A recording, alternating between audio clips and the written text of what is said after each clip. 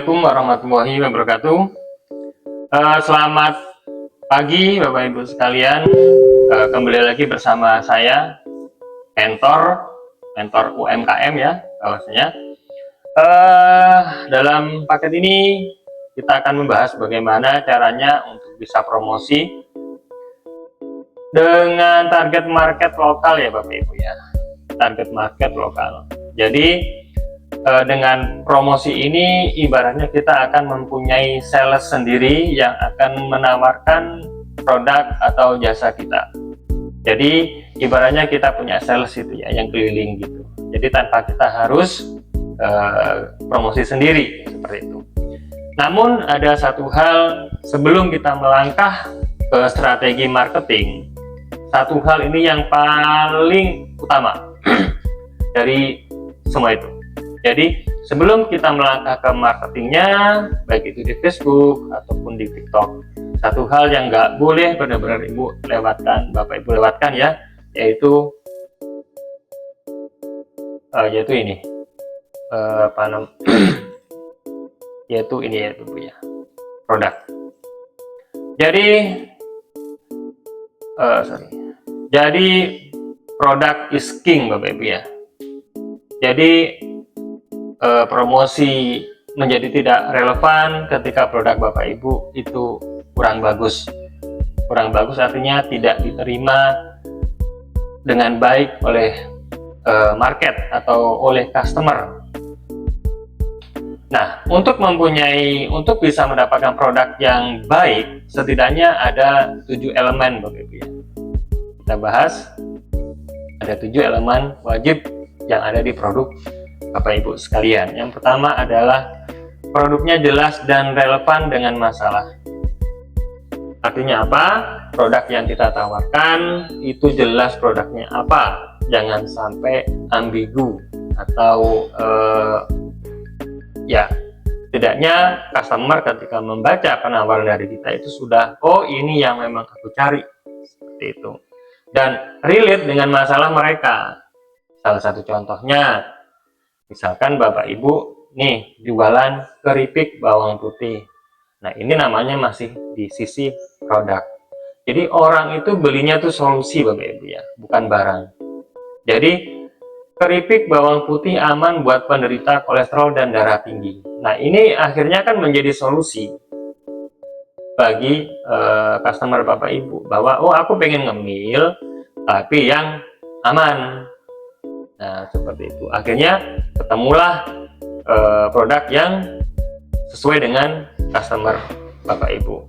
Jadi pertanyaannya itu ada 2 hal atau 3 hal. Yang pertama adalah masalahnya apa, untuk siapa, dan kenapa harus produk ini.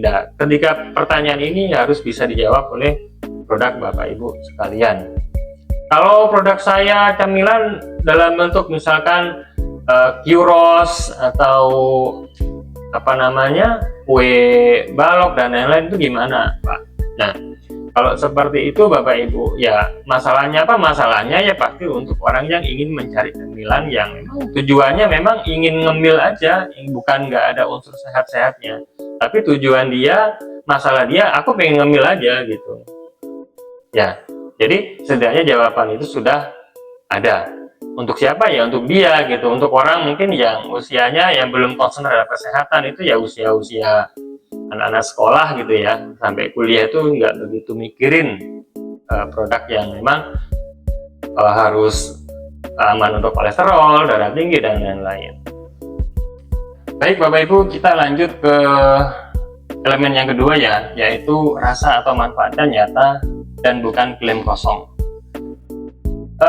Saya yakin Bapak Ibu sering mendapati ya, termasuk saya juga gitu. Saya tuh sering hunting soalnya tempat-tempat kuliner gitu ya. Kalau ada tempat kuliner yang baru, itu biasanya saya suka ngincipin gitu ya. Nah, dan mungkin banyak di antara mereka itu yang 1, 2, 3 bulan itu masih ya rame gitu ya. Tapi dalam waktu yang agak lama itu tiba-tiba sepi gitu. ya syukur gitu kalau nggak tutup gitu. Tapi banyak sekali juga yang tutup. Kenapa? Karena belum valid Bapak Ibu ya. Kalau rumah makan itu kan produk utamanya adalah makanannya harus enak gitu ya. Nah, ketika saya ke sana ternyata oh nggak enak, ya sudah sekali aja saya ke sana nggak akan datang lagi. Itu pun masih bagus. Gimana kalau dia cerita? Gimana kalau saya cerita ke teman-teman saya, ke saudara-saudara saya, nggak usah ke sana, nggak enak. Nah ini kan fatal gitu ya Bapak Ibu ya. Jadi produk laris bukan yang paling pintar marketingnya, betul, tapi enak atau terasa manfaatnya, konsisten kualitasnya. Benar, ini harus valid dahulu. Jangan enak menurut yang masak dan jangan enak menurut yang punya rumah makannya, tapi enak menurut dari sisi customernya. Caranya seperti apa ya Bapak Ibu? Bisa nyari memang orang yang di luar, coba incip-incip ding. Jangan cara bilang jujur gitu, gimana rasanya gitu. Coba dicek, disuruh ngecek aja gitu rasanya kayak apa, disuruh ngetes gitu ya. Baru ketika kualitasnya itu sudah oke, enak gitu, baru kita lanjut ke marketingnya seperti itu. Jadi jangan marketing dulu kita jualan sampah, itu jangan. Jadi rasa atau manfaatnya nyata, bukan klaim kosong. Oke, lanjut yang ketiga, yaitu kemasan yang ngomong. Kemasan itu sama dengan sales yang diam-diam. Minimal ada 4 Bapak Ibu ya, nama produknya jelas di kemasan itu. Jadi ketika ya bagaimanapun kalau kemasannya bagus, paling tidak bisa meningkatkan lah gairah kita untuk nafsu makan. Misalkan pengen, oh enak nih, pengen makan, pengen minum gitu. Produknya ini punya siapa kok enak. Nah disitu dia sudah langsung tahu, oh ini produknya si A, si B, si C gitu. Yang kedua, manfaat utama. Nah ini manfaat utama, ini sebenarnya sih nggak semua produk bisa ya atau jasa bisa ditulis di kemasan tersebut, tapi untuk yang memang memungkinkan, biasanya kan ini yang produk-produk kecantikan, skincare dan lain-lain itu ada ya untuk manfaatnya. Target pasar, nah untuk siapa? Ini juga harus jelas, desainnya atau yang lainnya harus jelas. Kalau yang untuk anak SMA biasanya suka yang ngejreng gitu, yang lebih retro dan lain-lain. Dan untuk yang usia biasanya ya 40, 45 ke atas itu ya suka yang minimalis gitu. Lalu perizinan berat bersih dan izin PIRT atau halal, ini nggak semuanya harus ada sih ya, tapi kalau memang harus ada, sebenarnya kalau PIRT dan halal itu prosesnya pengurusannya nggak terlalu lama sebenarnya. Yang lama PIRT-nya atau BPOM-nya, tapi kalau halal itu lebih cenderung cepat, bisa ya 1 bulanan kadang-kadang sudah keluar kok. Orang beli dalam 3-5 detik lihat kemasan, nah ini maksudnya seperti itu. Oke? Mau dipahami, kita lanjut ke elemen yang keempat, yaitu harga masuk akal ya Bapak Ibu ya, plus psikologis. Jadi bukan murah tapi terasa pantas gitu. Bukan murah tapi terasa pantas gitu. Saya sangat nggak senang kalau ada orang yang banding-bandingkan harga gitu. Itu bukan hanya membunuh bisnisnya, meskipun tujuannya untuk ngebunuh kompetitor, enggak, tapi dia ngebunuh semua industri akhirnya di industri itu. Jadi strategi perang harga itu saya pikir memang strategi yang kurang baik gitu ya. Apalagi kalau UMKM gitu kan jualannya mungkin profitnya cuma berapa ribu gitu ya. Apalagi kalau dan itu misalkan masih harus banding-bandingan harga, itu ya kan nggak sehat akhirnya gitu. Nggak sehat untuk bisnisnya, untuk kita juga nggak sehat gitu. Ini strategi efektif yang bisa Bapak Ibu coba ya. Ini ada 3. Yang pertama, harga ganjil. Misalkan harganya 20.000, kita tulis saja 19.900. Misalkan harganya 30 menjadi 29.900. Yang kedua, paket Bapak Ibu ya. Beli 2 gratis 1, beli 5 gratis 1 dan seterusnya. Atau kasih bonus kecil-kecil yang harganya murah. Kalau misalkan stiker, atau kasih tester, atau kasih free ongkir untuk jarak-jarak yang memang terjangkau gitu.